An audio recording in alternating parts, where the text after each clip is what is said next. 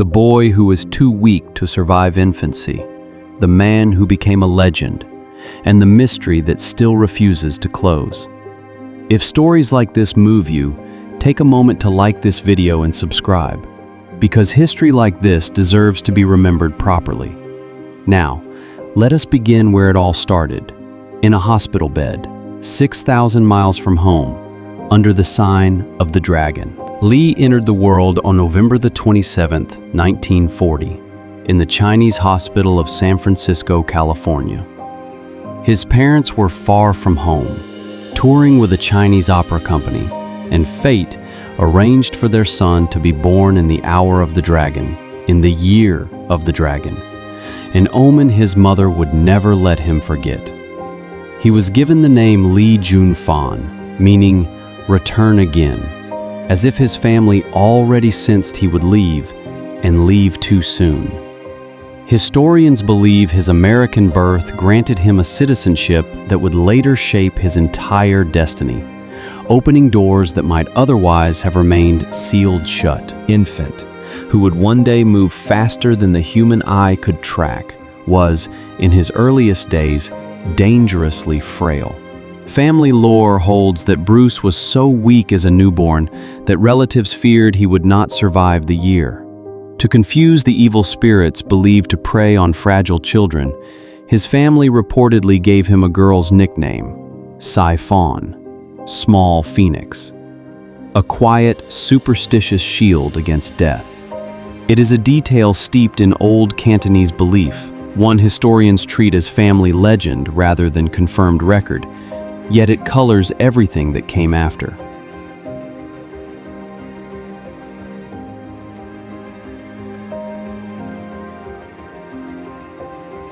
The Lee family soon returned to Hong Kong, then a British colony thick with refugees, poverty, and post-war tension.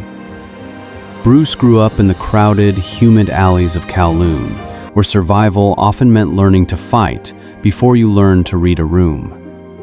Hong Kong in the 1940s and 50s was a city of hunger and hierarchy, and a small, quick-tempered boy soon found that his mouth could get him into more trouble than his fists could get him out of. Long before martial arts made him famous, Bruce Lee was already a working actor.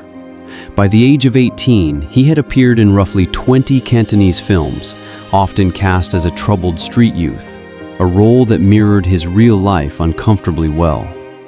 The camera loved him even then, restless and magnetic, but fame on a movie set could not protect him from the gangs waiting outside the studio gates. Bruce ran with rough company in his teenage years, and Hong Kong's back alleys became his second classroom.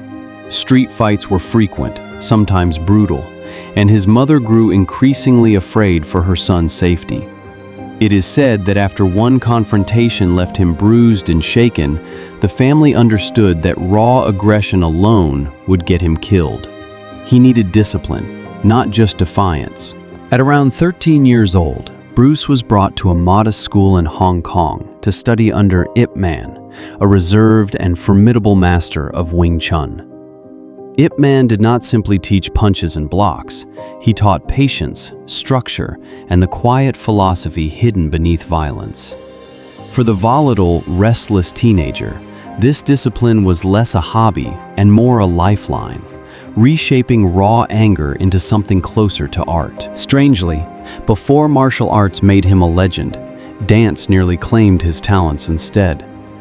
Bruce became genuinely skilled at the cha-cha, even winning a Hong Kong dance competition in his youth. He was a young man of contradictions, elegant on a dance floor, explosive in an alley fight, and never quite able to sit still in either world. By 18, Bruce's street fighting had grown dangerous enough that his family made a painful decision. After a serious altercation, possibly involving the son of a triad-connected family, his parents sent him away from Hong Kong to America in 1959, hoping distance would save him. He arrived with almost nothing, a teenager alone on a new continent, carrying little more than his fists and his father's warnings. Bruce settled first with family friends in Seattle, working long hours as a dishwasher while finishing high school, and later attending the University of Washington, where he studied philosophy. It was here, in cold Pacific Northwest evenings, that the fighter began to become a thinker. Someone who wanted to understand not just how to strike, but why the body and mind moved the way they did. While still a student, Bruce began teaching Wing Chun-influenced martial arts to small groups, eventually opening his own school. This act carried quiet controversy. Traditional Chinese martial arts were rarely, if ever, taught openly to non-Chinese students. Bruce broke that unwritten rule without hesitation, believing skill belonged to whoever was willing to earn it, regardless of bloodline. It was during these teaching years that Bruce met Linda Emery, a student who would become far more than a pupil. Their romance crossed racial and cultural lines at a time when interracial marriage was still viewed with suspicion in much of America. They married in 1964, and Linda would remain beside him through poverty, fame, and eventually unbearable grief. In the mid-1960s, Bruce reportedly fought a formal challenge match against another martial artist who objected to Bruce teaching Chinese arts to outsiders. Accounts of the fight vary. Some call it fast and decisive. Others say it left Bruce dissatisfied with his own performance. Whatever truly happened behind those closed doors, the fight is said to have pushed him to question rigid traditional forms entirely, planting the seed of something new. Out of that dissatisfaction came Jeet Kune Do, the way of the intercepting fist. Bruce rejected the idea of a fixed style, insisting instead that a fighter should absorb what is useful, discard what is useless, and add what is uniquely his own. It was less a martial art than a philosophy of adaptability, and it would influence generations of fighters long after his death. Bruce's growing reputation eventually reached Hollywood, and in 1966, he was cast as Kato in the television series The Green Hornet. He moved with a speed and precision unlike anything American audiences had seen, so fast that producers reportedly had to slow the film down just so viewers could register his strikes. Yet even this success came wrapped in limitation. Meaningful leading roles for a Chinese actor simply did not exist in that era's industry. Despite his talent, Bruce was passed over for larger roles he had helped conceive, including a martial arts television concept that would later become the series Kung Fu, a role ultimately given to a non-Asian actor. Historians and biographers widely regard this as one of the clearest examples of the racial barriers Bruce faced in an industry unwilling to place an Asian man at its center. Frustrated but not broken, Bruce made a decision that would alter the course of his life. He turned back toward Hong Kong, where a film industry hungry for an authentic action star was waiting, even if Hollywood was not yet ready to see him as one. In 1971, Bruce starred in The Big Boss, a low-budget production that exploded into a regional sensation. Audiences across Hong Kong and Southeast Asia had never witnessed fight choreography this raw, this fast, this real. Overnight, a rejected television actor became the biggest star in Asian cinema. His follow-up film, Fist of Fury, released in 1972, struck an even deeper nerve. Set against Japanese occupation and Chinese humiliation, the film gave audiences a hero who refused to bow, refused to break, and fought back against the very forces that had once oppressed his homeland. For many Chinese viewers, Bruce was not simply an actor, he was vindication. Bruce pushed further, writing, directing, and starring in Way of the Dragon in 1972. A film notable for its climactic battle inside the Roman Colosseum against a rising young American fighter. That confrontation remains one of the most studied fight scenes in cinema history, a duel of two eras and two philosophies staged on ancient stone. By this point, Bruce was no longer content with regional stardom. He wanted the world, and Hollywood. The same industry that had once turned him away began circling back, eager now for a piece of the phenomenon it had underestimated. Enter the Dragon, a joint Hollywood and Hong Kong production, began filming in early 1973. It was designed to finally launch Bruce into full international stardom, blending espionage, martial arts, and his singular screen presence into something audiences worldwide had never seen from an Asian leading man. Behind the scenes, however, Bruce's body was absorbing enormous strain. Grueling training regimens, relentless filming schedules, and intense physical demands pushed him far beyond ordinary limits. In May of 1973, months before his death, Bruce collapsed during a dubbing session, suffering seizures and swelling of the brain, a condition doctors at the time attributed to cerebral edema. Physicians who treated him after that May collapse reportedly warned that his brain swelling could recur and that the next episode might prove fatal.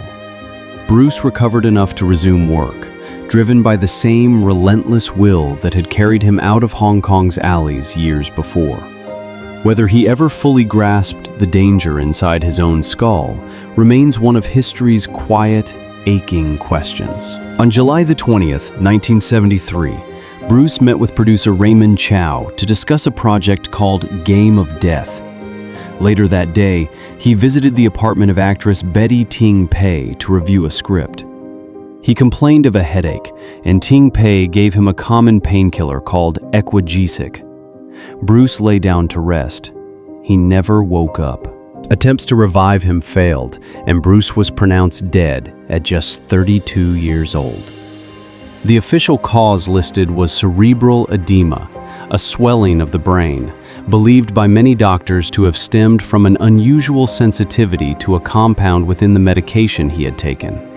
Some historians and physicians have since proposed alternative theories, including underlying health conditions, though no explanation has ever been proven beyond dispute. News of Bruce's death spread like wildfire across Hong Kong and beyond. Tens of thousands of grieving fans lined the streets during his funeral procession, many weeping openly for a man they had never met but felt they somehow knew.